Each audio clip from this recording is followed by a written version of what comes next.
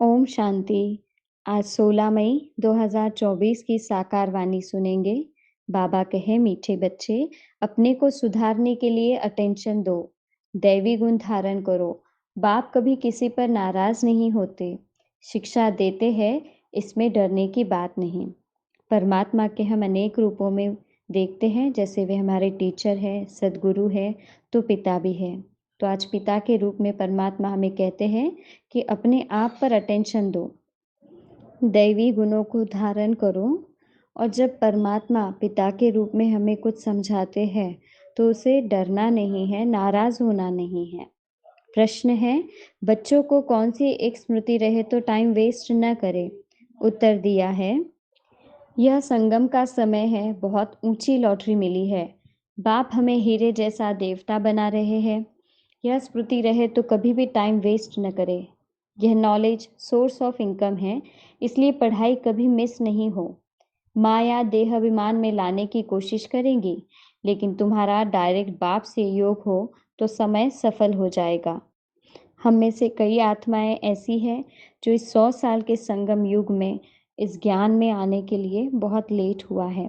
But जो भी समय हमें मिला है उसका बिल्कुल अगर हम सदुपयोग करते हैं तो हमारा एक एक पल पद्मों की कमाई करने में हमारी मदद करेगा। इससे हमारे विकर्म विनाश होंगे। जैसे हमारा समय हम व्यर्थ गवाते हैं तो इसमें हमारा विकर्म विनाश होने की बजाय और भी बढ़ते हैं हमारे विकर्म। तो परमात्मा कहे, अपने समय पर अटेंशन दे, दैवी गुणों को धारण करे और याद में रहने की ज़्यादा से ज़्यादा पुरुषार्थ करे।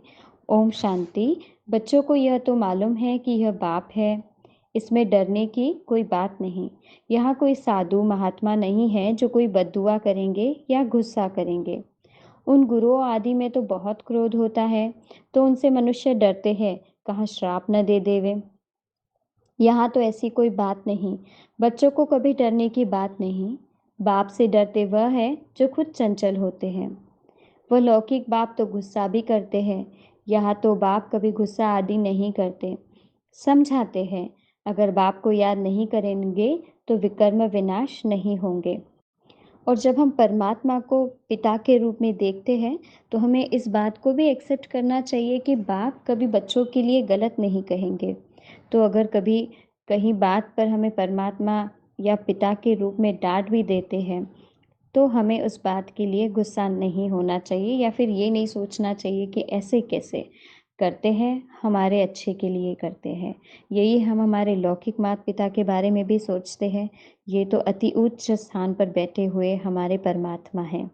तो ऐसा नहीं सोचना चाहिए कि परमात्मा हमारे से ऐसे कैसे बात करेंगे कि हमें वे डांट दे। विनाश नहीं होंगे, अपना ही जन्म जन्मांतर के लिए नुकसान करेंगे।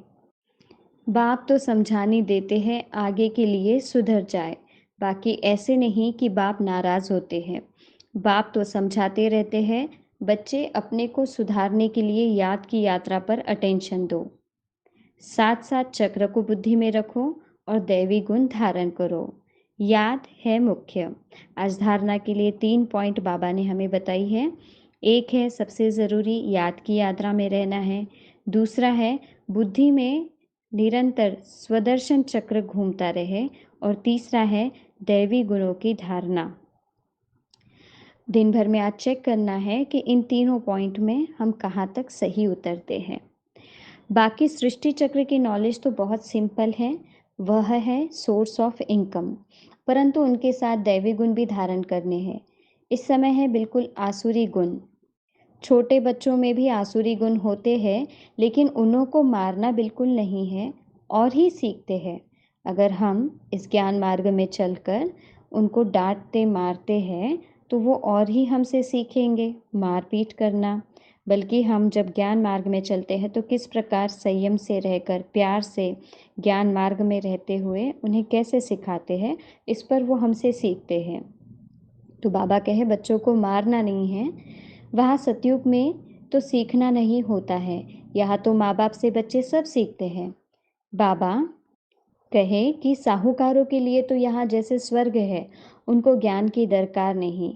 बाप गरीबों की बात करते हैं कैसी हालत है। यह रूहानी बाप कहते हैं, मैं भी गरीब निवाज हूँ, समझाता हूँ, देखो इस दुनिया में मनुष्यों की क्या हालत है। तमोप्रधान दुनिया है। तमोप्रधान की भी कोई हद होती है ना। 1250 वर्ष तो कलयुग को हुए, एक दिन भी कम जास्ती नहीं। दुनिया जब पूरी तमोप्रधान हुई तब बाप को आना पड़ा। बाप कहते हैं, मैं ड्रामा अनुसार बंधायमान हूँ, मुझे आना ही पड़ता है। शुरू में कितने गरीब आए, साहूकार भी आए, दोनों इकट्ठे बैठते थे। बड़े बड़े घर की बच्चियाँ भागी, कुछ भी ले नहीं आई। कितना हंगामा हो गया। ड्रामा में जो होने का था वह हो गया। ख्याल भी नहीं था ऐसे होगा। बाबा खुद वंडर खाता था, क्या हो रहा है। बाबा माना ब्रह्मा बाबा खुद वंडर खाते थे कि ऐसे भी हो सकता है कि इतने बड़े बड़े घर की बच्चियां भाग आए इस ज्ञान के लिए। इन्हों को हिस्ट्री बड़ी वंडरफुल है, यह भी ड्रामा में नूंद है। बाबा ने सबको कह दिया, चिट्ठी लिखाकर ले आओ, हम ज्ञान अमृत पीने जाते हैं। फिर उन्हों के पति लोग विलायत से आ गए। वह बोले, विष दो। यह कहे, हमने ज्ञान अमृत पिया है, विष कैसे दे सकते। इस पर उन्हों का एक गीत भी है, इसको कहते हैं चरित्र। शुरुआती दिनों की परमात्मा हमें बातें बताते हैं कि कैसे बड़े बड़े घर की कन्याएं भी इस यज्ञ में आती गई, और जब अपवित्रता की बात होती गई तो उन्होंने कह दिया कि हम ज्ञान मार्ग पर चलते हैं और यहाँ पे सबसे ज़रूरी है पवित्रता। तो पवित्रता की धारणा के लिए हमारी जो भी वरिष्ठ दादियाँ हैं, बहनें हैं, उन्होंने बहुत सहा है, पर फिर भी परमात्मा के कहे अनुसार इस ज्ञान मार्ग पर ज्ञान अमृत पीते हुए आगे चल पड़ी। बाबा आज बार बार बता रहे हैं कि ये ड्रामा में नूंद है, ड्रामा में नूंद है। बाबा का ये कितना बड़ा बड़प्पन है। बाबा कहे, ये हमने कुछ भी नहीं किया, ये तो सिर्फ ड्रामा है, ड्रामा का खेल है। छोटे छोटे बच्चे आ गए, अभी वह हमें कितने बड़े बड़े हो गए हैं। बच्चों के कितने वंडरफुल नाम संदेश पुत्रियाँ ले आई, फिर जो उनसे भाग गए उनका वह नाम तो है ही नहीं। फिर पुराना नाम शुरू हो गया, इसलिए ब्राह्मणों की माला होती नहीं। हम देखते हैं मुरली में आता है कई बार रुद्रमाला, ऐसी मालाओं की बाबा बात करते हैं। लेकिन बाबा कहे कि जब पहले पहले अनेक बच्चे आए, बाबा ने उनके नाम बदल दिए। तो जैसे बाबा ने नाम बदल दिए, उनके बाद ज्ञान में जब बेगरी पाठ शुरू हुआ तो अनेक बच्चे यहाँ से निकल गए। तो जो बाबा ने उनको नाम दिए वो अब उनके नाम नहीं रहे, फिर से उनके पुराने नाम से उनका व्यवहार शुरू हो गया। इसलिए बाबा कहते हैं कि ब्राह्मणों की माला कभी होती नहीं है। तुम्हारे पास कुछ भी नहीं है, पहले माला फेरते थे, अभी तुम माला के दाने बनते हो। वहाँ भक्ति होती नहीं, यह नॉलेज है समझने की, है भी सेकंड की नॉलेज। फिर उनको कहते हैं ज्ञान का सागर। सारा सागर स्याही बनाओ, जंगल कलम बनाओ, तो भी पूरा हो न सके, और फिर है भी सेकंड की बात। बाबा कॉन्ट्रास्ट बता रहे हैं कि कहने को तो बाबा कहते हैं कि बात तो सेकंड की है, पर लिखने में अगर जाए तो अगर सागर की स्याही बनाए और जंगल की कलम बनाओ तो भी पूरा ज्ञान हम लिख नहीं पाएंगे, इतना बड़ा ज्ञान है।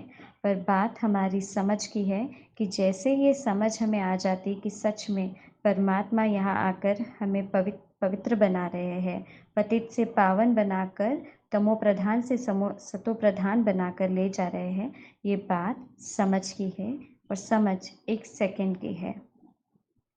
अल्फ को जान गए तो बेबादशाही ज़रूर मिलनी चाहिए। तो वह अवस्था जमाने में अर्थात पतित से पावन होने में मेहनत है। बाप कहते हैं, अपने को आत्मा समझ, मुझ अपने बेहद के बाप को याद करो। इसमें है मेहनत। तदबीर कराने वाला टीचर तो है, परंतु किसकी तकदीर में नहीं है तो टीचर भी क्या करे। टीचर तो पढ़ाएंगे, ऐसे तो नहीं रिश्वत लेकर पास कर देंगे। यह तो बच्चे समझते हैं, यह बाप दादा दोनों इकट्ठे हैं। ढेर बच्चियों की चिट्ठियाँ आती है बाप दादा के नाम पर। शिव बाबा केयर ऑफ प्रजापिता ब्रह्मा, बाप से वर्षा लेते हो इस दादा द्वारा। त्रिमूर्ति में है, ब्रह्मा द्वारा स्थापना कराते हैं। ब्रह्मा को क्रिएटर नहीं कहेंगे, बेहद का क्रिएटर तो वह बाप ही है, शिव पिता ही है जो क्रिएटर है। प्रजापिता ब्रह्मा भी बेहद का हो गया। प्रजापिता ब्रह्मा है तो बहुत प्रजा हो जाएंगी। सब कहते हैं great great grandfather. Shiv Baba को ग्रेट ग्रेट ग्रैंड फादर नहीं कहेंगे, वह तो सभी आत्माओं का बाप हो गया। ब्रह्मा बाबा द्वारा हम सबको यह ज्ञान मिला है, उनके मुखारविंद से यह ज्ञान मिला है, तो बड़े भाई के समान हम उन्हें मानते हैं, इसलिए हम दादा भी उन्हें कहते हैं। पर आज बाबा ने बताया है कि शिव बाबा सभी आत्माओं का पिता होने के नाते उन्होंने आज ब्रह्मा बाबा को अपना टाइटल दिया है कि वे है ग्रेट ग्रेट ग्रैंड फादर, और मैं हूँ सभी आत्माओं का बेहद का पिता। आत्माएं सभी भाई भाई है, फिर भाई बहन होते हैं। बेहद के सीजरे का हेड प्रजापिता ब्रह्मा हो गया। जैसे बिरादरी का सिजरा होता है ना, यह है बेहद का सिजरा। आदम और बीबी, एडम और ईव किसको कहते हैं? ब्रह्मा सरस्वती को कहेंगे। अब सिजरा तो बहुत बड़ा हो गया है, सारा झाड़ जर्जरीभूत हो गया है, फिर नया चाहिए। इसको कहा जाता है वैरायटी धर्मों का झाड़। वैरायटी फीचर से एक न मिले दूसरे से, हर एक की एक्टिविटी का पार्ट एक न मिले दूसरे से। यह बहुत गुह्य बातें हैं, छोटी बुद्धि वाले तो समझ न सके। बहुत मुश्किल है। हम आत्मा छोटी बिंदी है, परमपिता परमात्मा भी छोटी बिंदी है। यह बाजू में आकर बैठते हैं। ब्रह्मा बाबा की भ्रुकुटी की बात कर रहे हैं। शिव बाबा कहते हैं कि ब्रह्मा बाबा की भ्रुकुटी में बाजू में आकर बैठते हैं शिव पिता। आत्मा कोई छोटी बड़ी नहीं होती है। बाप दादा दोनों का इकट्ठा पाठ बड़ा वंडरफुल है। बाबा ने यह रथ बड़ा अनुभवी लिया है, क्योंकि ब्रह्मा बाबा ने अनेक गुरुएं किए हैं। उनका गीता में बड़ी रुचि थी। वह भक्ति मार्ग में बहुत दिल से चलते थे। पहले से ही उन्होंने कभी भी मांस को हाथ नहीं लगाया था। बड़े बड़े लोगों के साथ उनका उठना बैठना था, पर भोजन पहले से ही उनका बड़ा ही सात्विक रहा था। तो ऐसे हर प्रकार के अनुभवों में से जो निकले हैं ब्रह्मा बाबा, ऐसा अनुभवी रथ परमात्मा ने अपने लिए चुना है। बाबा खुद समझाते हैं, यह भाग्यशाली रथ है। इस मकान अथवा रथ में आत्मा बैठी है। हम ऐसे बाप को किराए पर इतना अपना मकान व रथ देवे तो क्या समझते हो? इसलिए इनको भाग्यशाली रथ कहा जाता है, जिसमें बाप बैठ तुम बच्चों को हीरे जैसा देवता बनाते हैं। आगे थोड़े ही समझते थे, बिल्कुल तुच्छ बुद्धि थे। जैसे जैसे बाबा शिव बाबा ने हमें ज्ञान बताते गए, वैसे वैसे हमारी बुद्धि और विशाल होती गई, और हम ये समझते गए कि किस प्रकार एक शरीर में दो आत्माएं बैठती है, कैसे ब्रह्मा बाबा को ही चुना गया है, और कैसे उनके तन का आधार लिए बाबा हमें इस ज्ञान को बताते हैं। इसलिए परमात्मा ब्रह्मा बाबा को भागीरथ भी कहते हैं, भाग्यशाली रथ। अभी तुम बच्चे समझते हो, फिर अच्छी रीति पुरुषार्थ भी करना चाहिए, टाइम वेस्ट नहीं करना चाहिए। स्कूल में टाइम वेस्ट करने से नापास हो जाएंगे। बाप तुमको बहुत बड़ी लॉटरी देते हैं। कोई राजा के घर में जन्म लेते हैं तो जैसे कि लॉटरी मिली ना, कंगाल है तो उनकी लॉटरी थोड़ी ही कहेंगे। यह है सबसे ऊंची लॉटरी, इसमें टाइम वेस्ट नहीं करना चाहिए। बाबा जानते हैं कि माया की बॉक्सिंग है, घड़ी घड़ी माया देह अभिमान में लाती है। बाबा तुम्हारे बाप के साथ डायरेक्ट योग है, सम्मुख बैठे हैं ना, इसलिए यहाँ रिफ्रेश होने आते हो ड्रामा अनुसार। कहाँ बाबा? यहाँ से मतलब है मधुबन की बात कर रहे बाबा, कि यहाँ डायरेक्ट आते हैं मिलने के लिए। बाप कहते हैं मैं तुमको जो समझाता हूँ वह धारण करना है। यह ज्ञान भी तुमको अभी मिलता है, फिर बाद में लोप हो जाता है। ढेर आत्माएं चली जाती है शांति धाम, फिर आधा कल्प के बाद भक्ति मार्ग शुरू होता है। तो हम कितने सौभाग्यशाली हैं जो पूरे कल्प में हमारे पहले दिन से हमारा जन्म होता है, और हम पहले दिन से इस जीवन का सुख लेते हैं। बाकी की आत्माएं शांति धाम में चले जाती है, और जब आधा कल्प खत्म हो जाता है, वैसे वैसे ड्रामानुसार एक एक आत्मा नीचे आती जाती है। अब मूल बात समझाई जाती है कि तुम बाप को याद करो तो जन्म जन्मांतर के विकर्म विनाश हो। यह नॉलेज है सोर्स ऑफ इनकम। इससे तुम पद्मापद्म भाग्यशाली बनते हो, स्वर्ग के मालिक बनते हो। अच्छा, आज बाबा ने रूहानी ड्रिल भी सिखाई, नॉलेज भी सुनाई, बच्चों को सावधान भी किया। गफलत नहीं करो, उल्टा सुल्टा बोलो भी नहीं, शांति में रहो और बाप को याद करो। उल्टा सुल्टा नहीं बोलना माना दैवी गुण धारण करना। जिनमें दैवी गुण धारण होते हैं वे कभी किसी का दिल दुखे या फिर कोई भी उल्टी सुल्टी बातें अपने मुख से नहीं निकालते हैं। तो बाबा आज कहते हैं कि उल्टा सुल्टा नहीं बोलना है। अगर कोई आगे से सुनाता भी है तो शांति में रहो और बाप को याद करो। मीठे मीठे से खिलते बच्चों प्रति माता पिता बाप दादा का याद प्यार और गुड मॉर्निंग। रूहानी बाप की रूहानी बच्चों को नमस्ते। हम सभी रूहानी बच्चों की रूहानी माता पिता बाप दादा को याद प्यार और गुड मॉर्निंग। शुक्रिया बाबा, इस सुंदर धारणा युक्त मुरली के लिए बहुत बहुत शुक्रिया। धारणा के लिए मुख्य सार है, विकर्म विनाश कर स्वयं को सुधारने के लिए याद की यात्रा पर पूरा अटेंशन देना है, दैवी गुण धारण करने हैं। नंबर 2 की पॉइंट है, देवता बनने के लिए संगम युग पर पुरुषोत्तम बनने का पुरुषार्थ करना है। पुरुषोत्तम बनना माना दैवी गुण धारण करना। देवता बनना तो वो कौन से गुण हैं जो मुझ में नहीं है। हम आज बैठकर इन बात की लिस्ट निकालते हैं। क्या मुझ में क्रोध बहुत है, क्या मुझ में लालच है। इन सब बातों की अगर हम लिस्ट निकालते हैं तो हमें दिन भर में ये पता चलेगा कि आज मैंने क्या क्या गलत किया है और मुझे कल से या फिर आने वाले आगे के समय में इन चीज़ों को कैसे कंट्रोल करना है। तो गफलत में अपना टाइम वेस्ट नहीं होगा। आज की मुरली से परमात्मा ने हमें वरदान दिया है, ज्ञान के श्रेष्ठ खजानों को महादानी बन, दान करने वाले मास्टर ज्ञान सागर भव। जैसे बाप ज्ञान का सागर है, ऐसे मास्टर ज्ञान सागर बन, सदा औरों को ज्ञान दान देते रहो। ज्ञान का जितना श्रेष्ठ खजाना आप बच्चों के पास है, उसी खजाने से भरपूर बन, याद के अनुभवों से औरों की सेवा करो। जो भी खजाने मिले हैं, महादानी बन उनका दान करते रहो, क्योंकि यह खजाने जितना दान करेंगे उतना और भी बढ़ते जाएंगे। महादानी बनना अर्थात देना नहीं बल्कि और भी भरना। ज्ञान के सागर की हम सभी संतानें हैं। परमात्मा हमें मास्टर ज्ञान सागर कहते हैं। तो बाबा कहे, अगर ज्ञान सागर परमात्मा हमें ज्ञान देते हैं, उस ज्ञान को अच्छी तरह से धारण कर हमें औरों को भी इस ज्ञान को सुनाना है।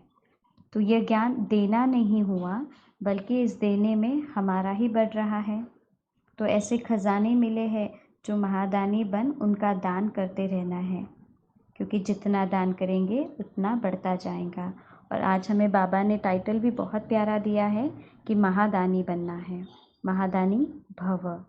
स्लोगन है, जीवन मुक्त के साथ देह से न्यारे विदेही बनना। यह है पुरुषार्थ की लास्ट स्टेज। जीवन मुक्त की अवस्था माना सतयुग की अवस्था, जहाँ शरीर में रहते हुए भी हम आत्माभिमानी रहते हैं, देह से न्यारे होते हैं, देह का अभिमान नहीं होता है। विदेही या देही अवस्था उसे कहेंगे। तो परमात्मा कहे, जिस दिन यह हमारी अवस्था की ओर हम आगे आगे बढ़ते हैं, तो यह है पुरुषार्थ की लास्ट अवस्था, लास्ट स्टेज। आज की मुरली में हमारी प्यारी मम्मा मातेश्वरी जी के भी मधुर महावाक्य है, गुप्त वेशधारी परमात्मा के आगे कन्याओं माताओं का संन्यास। आज मुरली में भी बाबा ने हमें बताया कि किस प्रकार अनेक बड़े छोटे घरों की भी कन्याएं आई हैं जिन्होंने पवित्रता को अपना जीवन बनाया है। तो ऐसी माताओं और कन्याओं का संन्यास, इस बात पर आज मातेश्वरी जी ने प्रकाश डाला है। देखते हैं, अभी दुनियावी मनुष्यों को यह विचार तो आना चाहिए कि इन कन्याओं माताओं ने संन्यास क्यों लिया। क्योंकि घर में बैठ आराम से रह सकते हैं, पर संन्यास लेने जैसा ऐसा क्या है? तो मातेश्वरी जी कहती है, यह कोई हठ योग, कर्म संन्यास नहीं है, परंतु बिल्कुल सहज योग, राजयोग, कर्म योग संन्यास जरूर है। परमात्मा खुद आए जीते जी देह सहित देह के सभी कर्मेंद्रियों का मन से संन्यास कराता है, अर्थात 5 विकारों का संपूर्ण संन्यास कराना है। 5 विकारों का संपूर्ण संन्यास कराना यह किसी साधारण मनुष्य का काम हो ही नहीं सकता। अगर महावाक्य है तो ज़रूर परमात्मा सुनाते होंगे, तभी वो दिल पर छपते हैं, तभी हम धारणा में आ सकते हैं, ला सकते हैं। तो यह किसी साधारण मनुष्य का काम तो हो नहीं सकता। जब तक परमात्मा खुद नहीं आते तब तक हम ये समझ ही नहीं पाते। परमात्मा आए कहते हैं, वेदांत तो छूटे ग्रहण। आज तक हमने जब भी सूर्य ग्रहण, चंद्र ग्रहण होता है तो हमने देखा है हमारे बड़े बुजुर्ग घर के दान देते हैं, अनेक स्थूल चीज़ों का दान देते हैं।